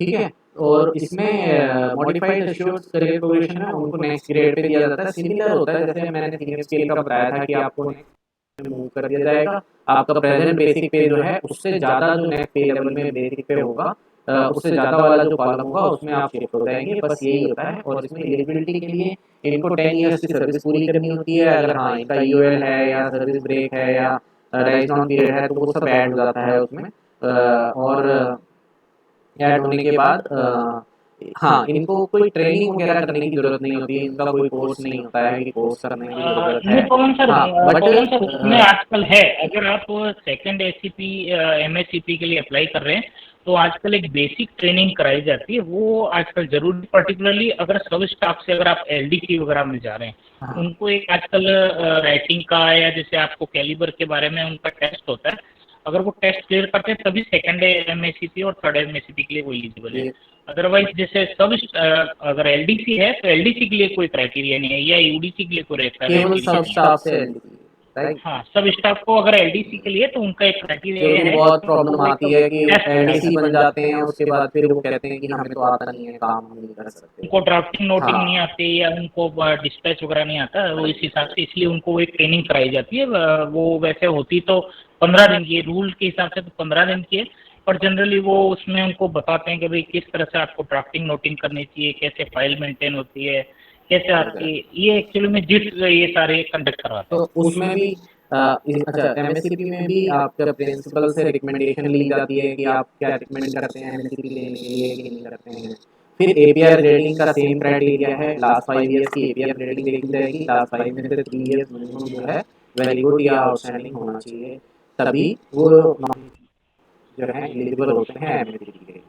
तो एमएससीपी उनको बस ये डिफरेंस है कि उनको कोई इन सर्विस कोर्स नहीं करना होता है एक्सेप्ट सब स्टाफ, और उसके बाद उनको 2 की जगह 3 बार मिलता है पूरी सर्विस में। और दूसरा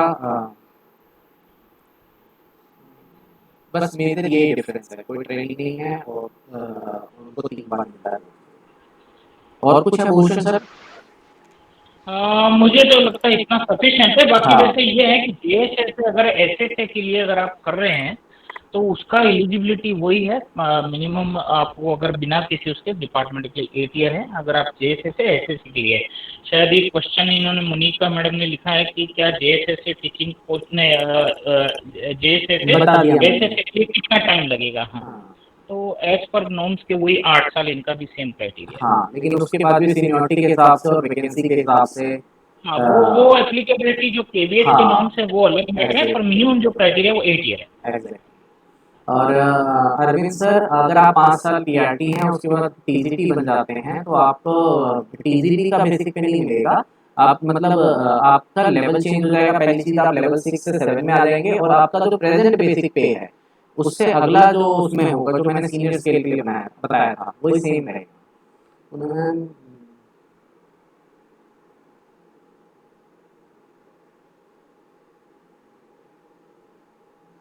मैम पूनम मैम, ये क्वेश्चन थोड़ा सा ना डिस्क्रिप्टिव है और ये अभी इसके बारे में हेडक्वार्टर से कोई क्लैरिफिकेशन नहीं है, तो प्रिंसिपल्स को पूरी पावर है। इवन हम लोग भी स्टेशन पे आके काम कर रहे हैं और वो उनके पास डेफिनेटली पावर है, अगर वो चाहें तो सैलरी वोट कर सकते हैं। और इसके बारे में जब तक हेडक्वार्टर से कोई क्लैरिफिकेशन नहीं आएगा तब तक हम एज पर रूल कुछ नहीं बोल सकते। ओवन, मुझे ऐसा लगता है कि शायद 31 को सभी प्रिंसिपलों ने एक वैसे अपने अपने समझ लीजिए, चाहे ग्रुप में समझ लीजिए, चाहे एक ऑर्डर निकाला था कि भाई सभी आप लोग अपने स्टेशन पर आ जाएं। किसी वजह से कोई स्टेशन पे नहीं गया है, वह नहीं पहुंच पाया, जो भी रीजन रहा होगा, तो शायद ट्रांसपोर्टेशन काटने के लिए प्रिंसिपल ऑथराइज है। क्योंकि अगर उस ऑर्डर के तहत अगर आप नहीं पहुंचे उस टाइम पे, भले आपको स्कूल में रिपोर्टिंग बताई हो चाहे ना बताई हो, पर अगर आप स्टेशन पर नहीं पहुंचे तो काट सकते हैं।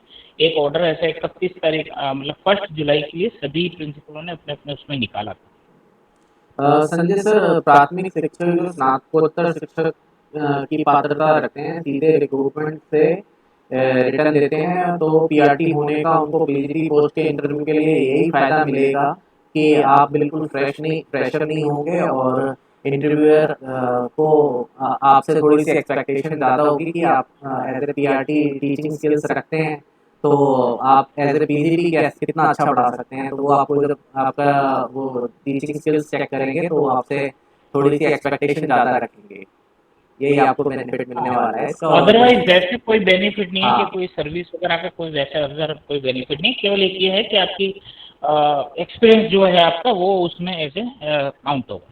हाँ, तो यही आपको बेनिफिट मिलेगा और बेनिफिट के साथ साथ आपकी आपसे एक्सपेक्टेशन भी बढ़ जाती है।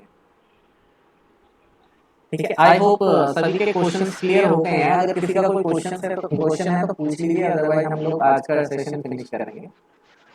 तो सर, ये एमएससीपी नॉन टीचिंग स्टाफ के लिए है, तो इसमें नॉन टीचिंग स्टाफ को ज्यादा फायदा है कि लाइफ में 3 बार मिलते हैं 10-10 साल पे, वाइल सीनियर स्केल और सिलेक्शन स्केल ये टीचिंग स्टाफ के लिए 12 साल में मिलता है, जबकि एमएससीपी 10 साल में। तो नॉन टीचिंग स्टाफ को फायदा है इसमें। तो सर अगर बात यह है कि आपका इकोनॉमिकली आप अगर स्ट्रक्चर देखें तो उनके 3 एमएससीपी मिलने के बाद भी आपके पीआरटी के इक्विवेलेंट नहीं पहुंच पाते हैं। तो जनरली वो दिखने में भले आपको 3 एमएससीपी लग रही है, पर बात बराबर सी पड़ती है। अगर आप बराबर नहीं नहीं है देंगे तो मतलब बराबर नहीं है, बल्कि अगर कोई जेएसए लगा हुआ है तो 1900 से 2000 पे आएगा, 2000 से 2400 पे आएगा, 2400 से 2800 पे आएगा, वो रिटायर हो जाएगा और 4200 ग्रेड पे के बेसिक पे वो नहीं कर पाएगा। तो इस वजह से। और दूसरी चीज की टीचिंग स्टाफ के लिए थोड़े से रूल्स डिफरेंट हैं और नॉन टीचिंग स्टाफ के जो रूल्स हैं ना वो ये तो खैर मतलब मैं आपको अनऑफिशियली बोल रहा था जो पहले बोल रहा था, लेकिन अगर आप ऑफिशियली समझना चाहेंगे तो टीचिंग स्टाफ को जो रूल्स हैं वो सेक्रेटरियल रूल्स चलते हैं, जो मिनिस्ट्रियल रूल्स होते हैं ना वो चलते हैं, एडमिनिस्ट्रेटिव रूल्स। और जो टीचिंग स्टाफ है जो हम लोग हैं, हमारे लिए रूल्स थोड़े से डिफरेंट हैं और नॉन टीचिंग स्टाफ के लिए मिनिस्ट्रियल रूल चलते हैं। तो मिनिस्ट्रीज के जो सेक्रेटरियल जो स्टाफ होता है उनके साथ उनके लिए जो रूल्स बनाए जाते हैं उसके अकॉर्डिंग उनका प्रमोशन और सारी चीजें उसके अकॉर्डिंग। ओके, तो यहाँ पे एमएससीपी नॉन टीचिंग स्टाफ में लाइब्रेरियन, फिजिकल वाले, म्यूजिक आर्ट्स वाले ये टीचर नहीं है सर? नहीं नहीं सर, सर, आजकल टीचिंग नहीं आते ये सभी, अब आजकल टीचिंग नहीं आते। नहीं। ये पहले नॉन टीचिंग कहलाते थे, अब ये सब टीचिंग का एरिया है। हाँ। जैसे अपने पवन सर हो गए या और भी जैसे गेम्स स्पोर्ट्स सर है, चाहे कोई भी हो, अब ये सब आजकल टीजीटी से ही शुरू होते हैं। इनकी पोस्ट लिखी जाती है टीजीटी लाइब्रेरियन, टीजीटी PNHE यानी फिजिकल एंड हेल्थ। तो आजकल ये सभी टीचिंग उसमें आते हैं। Okay sir, thank you. हाँ सर। और कोई क्वेश्चन है किसी पार्टिसिपेंट से?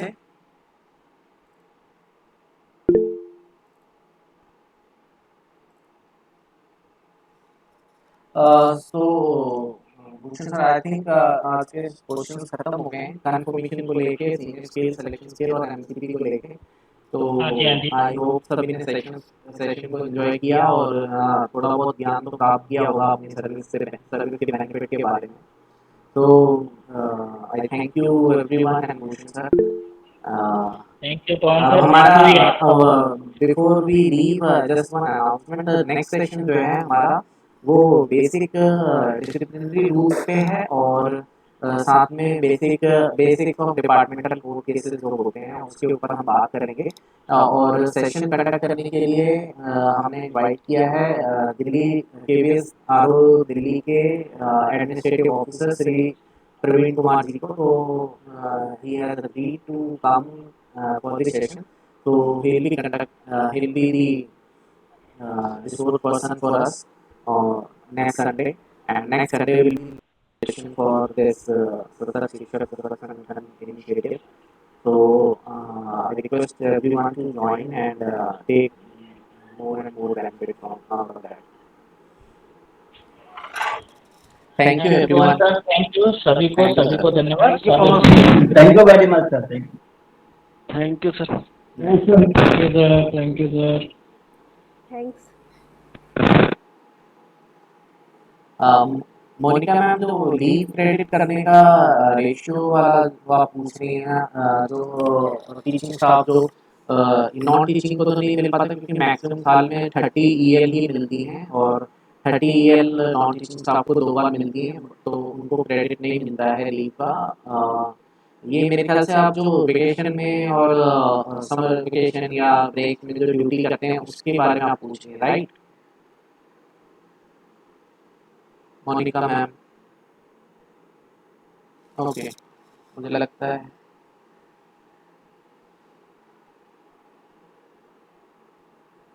डेट ऑफ ज्वाइनिंग से जो EL का क्वेश्चन है, तो मैम वो प्रो रेटा बेसिस पे मिलता है, राइट?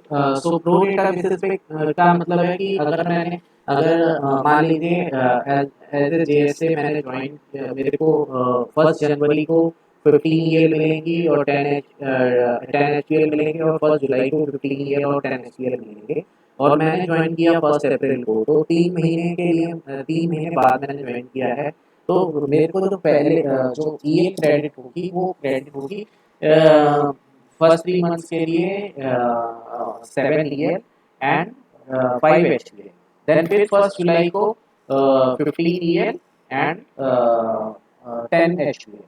तो प्रो रेटा बेसिस होता है, तो वो कैलकुलेट किया जाता है कि आप मतलब हर 6 महीने में क्रेडिट किया जाता है, तो प्रो रेटा बेसिस पे कैलकुलेट करके इसको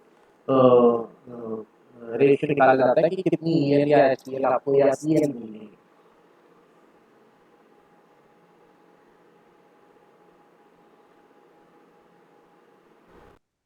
Thank you everyone.